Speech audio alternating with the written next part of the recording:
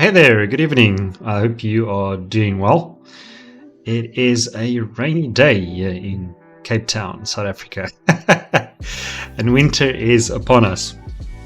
If you're clicking onto this for the first time, I'm creating a series. I'm trying to rebuild an application that I use quite extensively called You Need a Budget, and I'm trying to do it with Laravel, Vue.js, and Tailwind CSS. Just a bit of practice, getting a grassroots project up from the ground, and researching things, and I guess just messing around a bit, and kind of inviting you along for the journey if you're interested to see what goes on behind the scenes of building an app.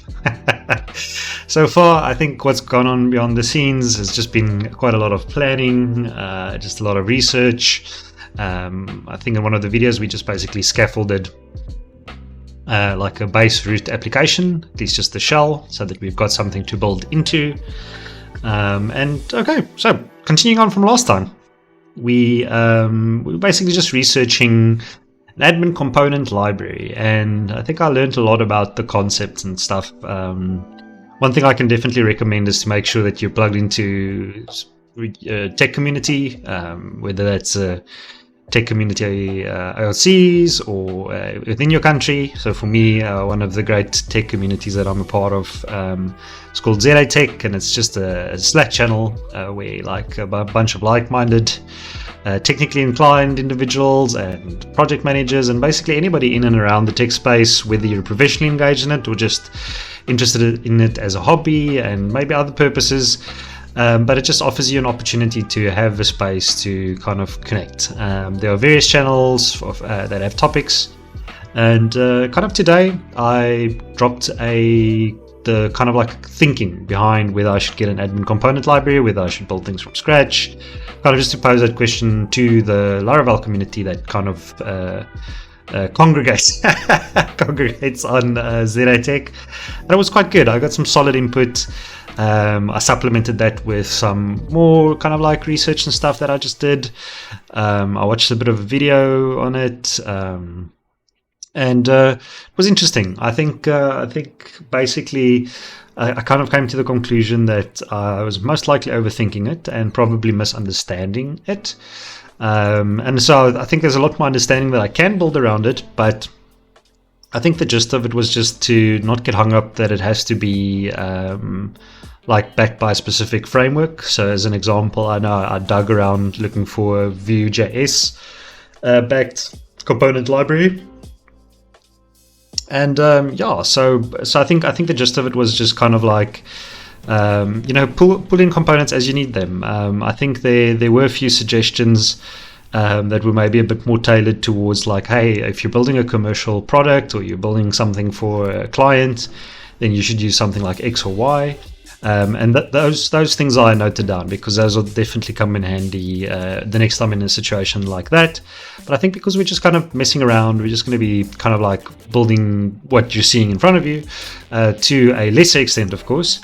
I think what I'm just going to do is I'm just going to wing it. I'll see about pulling in tables and things that already exist. There are some accordion-like features that this app kind of exhibits that does things like this, and maybe we don't want to reinvent the wheel when doing that. So maybe we'll go find some components online, and it'll be a bit of a different look and feel. I think what we'll be doing is we'll be component hunting as opposed to like looking for a complete package that has everything in it. Okay.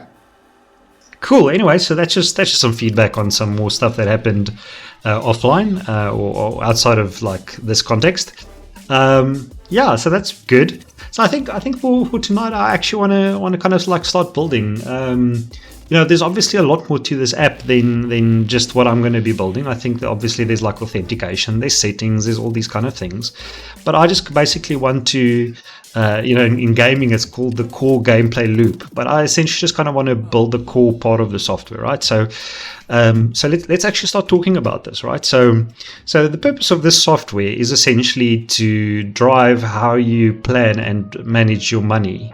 And specifically kind of assigning purpose to your money and what you want to do with it, and then measuring and helping you control that you actually meet those goals and those purposes.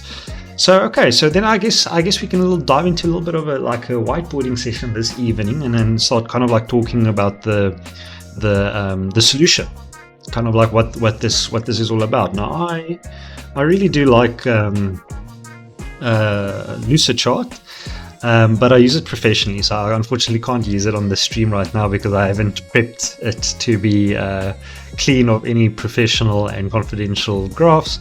But Draw.io is also pretty solid, so let's actually use Draw.io to kind of like diagram this out. All right, so when it comes to the budgeting, there are certain kind of like key concepts and things that are present, and I think it's just important to kind of like plot out, especially and ring fence what it is that I'm actually going to be building. So things we're going to need, right? We're going to need a bank account. Because that's one of the key concepts, bank account, and we're all familiar with bank accounts.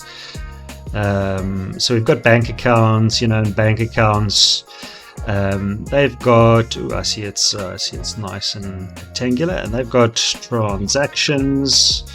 Okay, so we know that the bank account's got transactions. That's pretty cool. So you can actually replicate that a few times. So we know that the bank account has got transactions.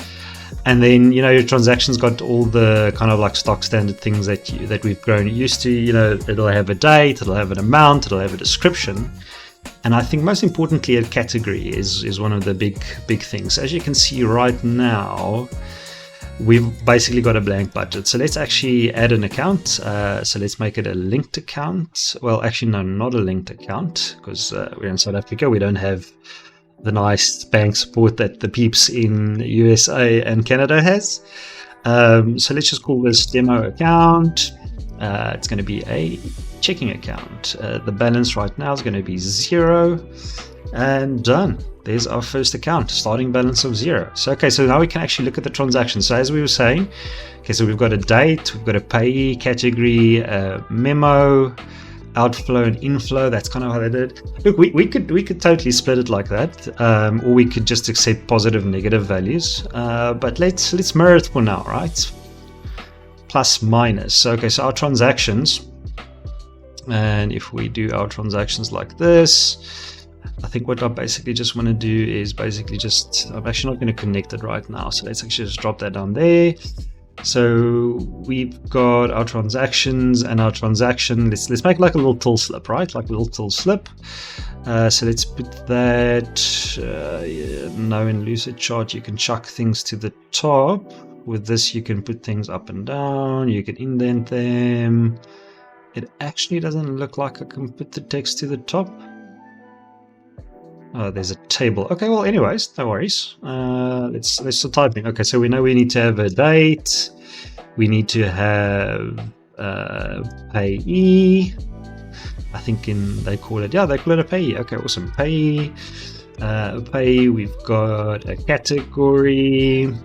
And these things are actually concepts of their own. So maybe, maybe it's not a bad idea to give them their own kind of boxes, because these things will be connected to other things. Okay, so we know we've got a date, and I think date is quite important for reporting. So we've got date, we've got payee, we've got category. Hope my spelling is okay. It looks okay so far. Nothing's getting flat. Category, memo. I know they've got a tagging system, but I'm not too wound up by that right now. And then we've got an outflow and an inflow. Nice. Okay, cool. So these are essentially all connected to the transactions. All right, so they're all connected to transactions. And that, I believe, is more or less kind of what a transaction kind of, and that's your bank. Okay, now what your bank also has is like a couple of aggregates. So your bank's got a running balance. I'm also maybe not really aiming to build the reconciliation feature. There's a whole thing to kind of like help you with the workflow of making sure that your YNAB budget kind of agrees to your your bank account, but I'm not going to worry about that too much. Basically, just want to give you the ability to add transactions, put them in accounts, and kind of like, see that go in and out of your budget. You've got a running balance that we'll keep, because that's always useful, so that at least you can see your bank account becoming more or less. All right, so that is kind of like the bank account domain, at least what I'm thinking of actually mocking. Okay, cool. So we got that. Now let's actually talk about the budget, right? So then you've got and let me actually just duplicate that. Then you've got your budget, and your budget has got categories, and maybe we won't care too much about category groups either. We can obviously, when we get there, we can obviously iterate, but I think for initially, let's not care too much.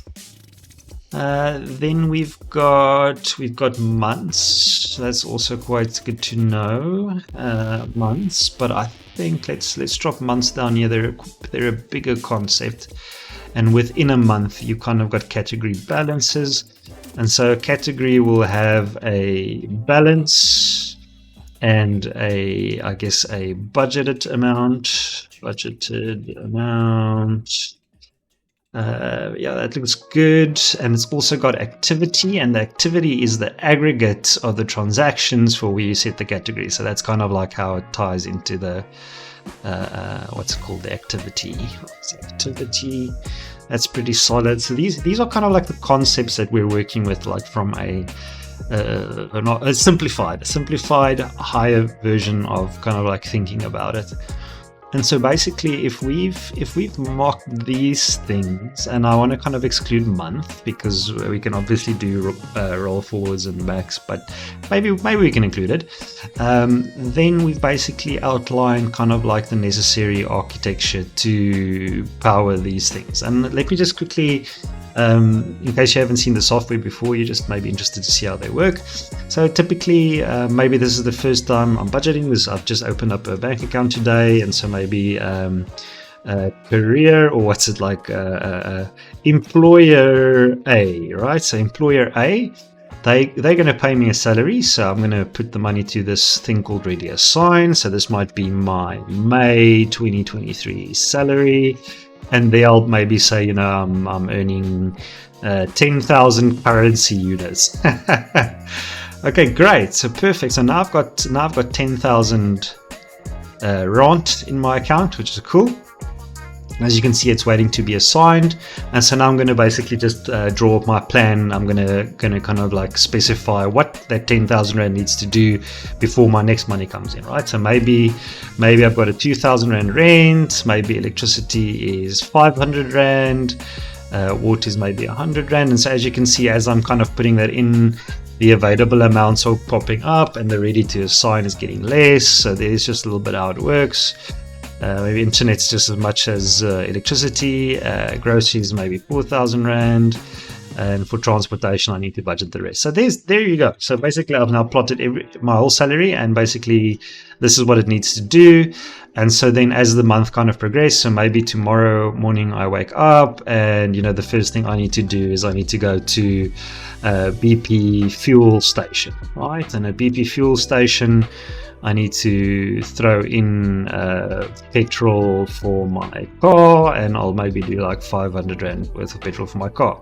So there you go. Obviously it's still in the future, so maybe let's backdate this to the day before yesterday. Save that, and then we can say that maybe today I went and threw petrol in, right?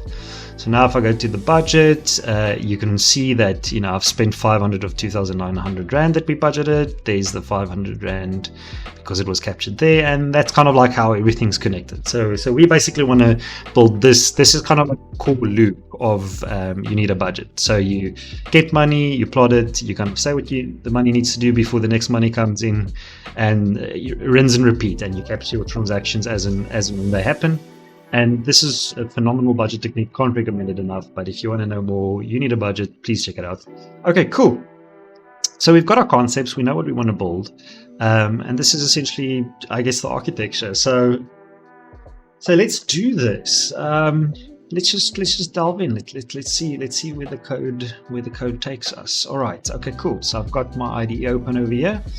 I've got the site started, or at least the container started, and there we go. There's the demo landing page.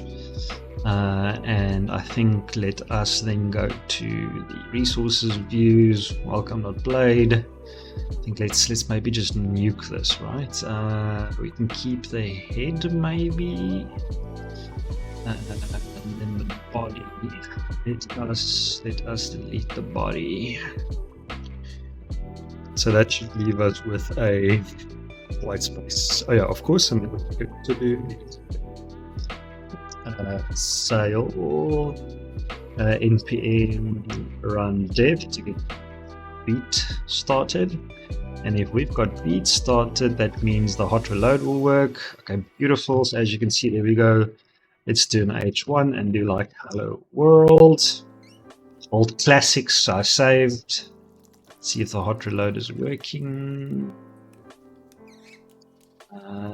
Yeah.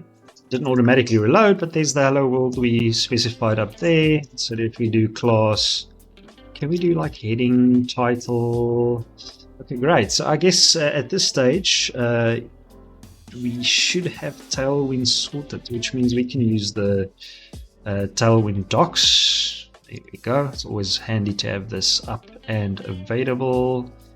Documentation, Tailwind, this Tailwind documentation, that's the Tailwind UI library.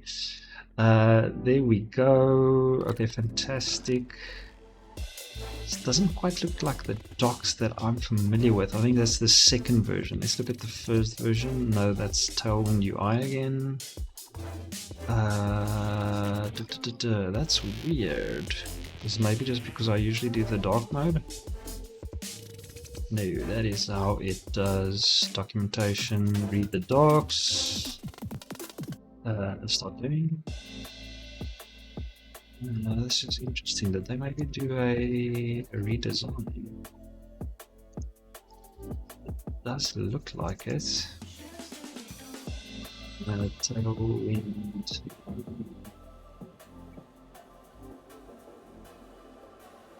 Ah, here's the docs. Okay, I don't know why I got lost like that. Oh, it's Tailwind CSS. Okay, here we go. Okay, sweet. So let's do titles, maybe headings. Headings are unstyled. All heading elements are completely unstyled by default. This is a couple of things. Okay, so we've got a few things over here. Displays, font style, font size. Let's do text extra large. There we go. Text XL. Actually, can we split this and that like that? And if I save that, and I refresh, well, that's extra large text. Alright, cool. Alright, okay, so we've got that. You can do font weight, you can do font extra bold is one of the styles we can chuck in there. Okay, that's not as it doing it, or it might. Can we just do font bold maybe? Okay, cool. Maybe that's not the one that I'm looking for. Let's quickly see. Okay, now the class actually is rendering.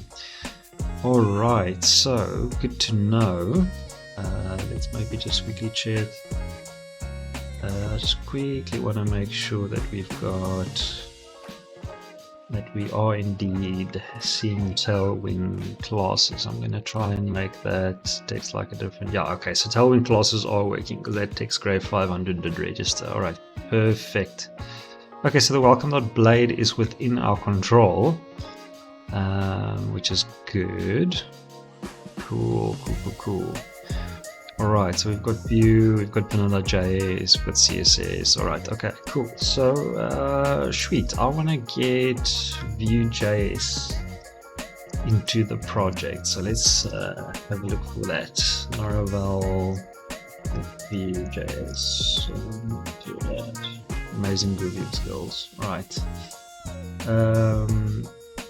Alright. Great. Somebody wrote a Medium article. Let's have a look at that. Cool. Read the rest of the article. Okay, so Medium so one's kind of sign. Alright.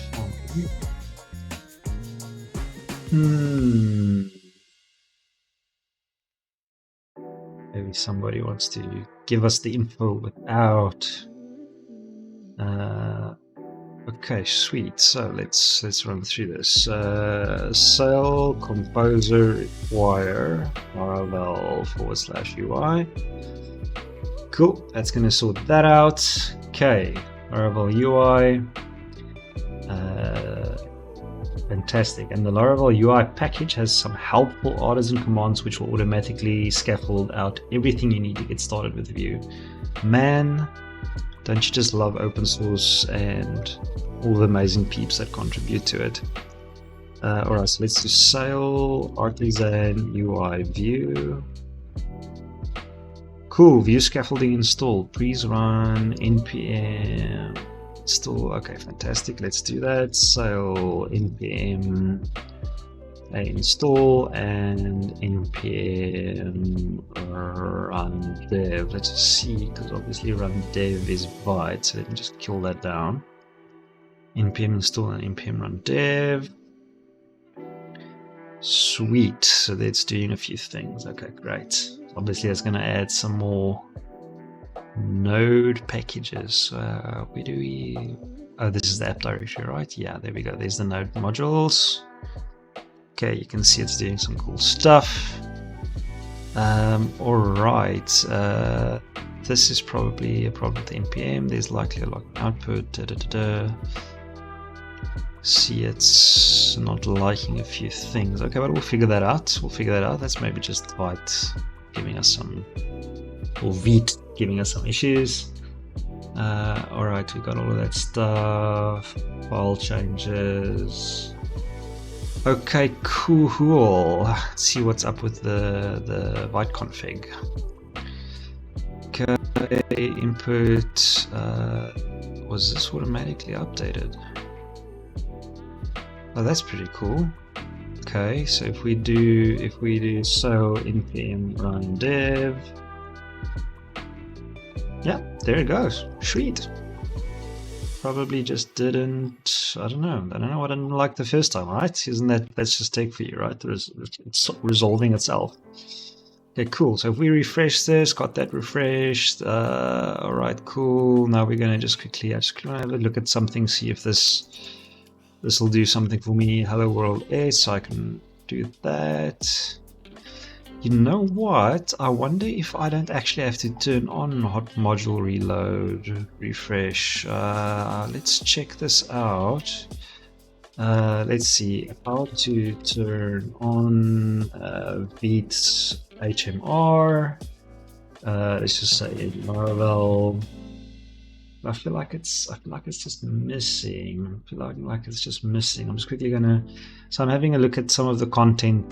Just gave this a quick Google, see if anybody knows something. Valet. Refresh to. Just having a bit of a look here to see. There we go. I think this is what I'm missing. The server bit, right? Yeah, it's not there. Normally you got the server to do the hot module reload. Okay, let me read a bit and we'll be right back. Sweet, and we're back.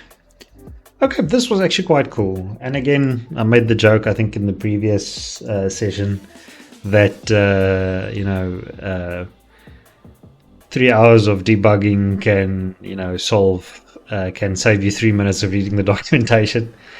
Okay, and so basically a few things, because obviously I'm using WSL2 with Docker and all of that kind of stuff. So I needed to add this to my Vite file. It's basically a couple of things according to the docs, right? Windows subsystem, etc. And then also you've got to register or use the Vite, the Vite? Vite, I keep saying Vite. The Vite, the Vite helper, yeah. You've got to put the Vite helper in your file so that it registers. Let's quickly see. I actually want to see. Because again, guess what? Guess where I found the answer? In the official docs, right? So basically, you've got this loading your scripts and styles portion.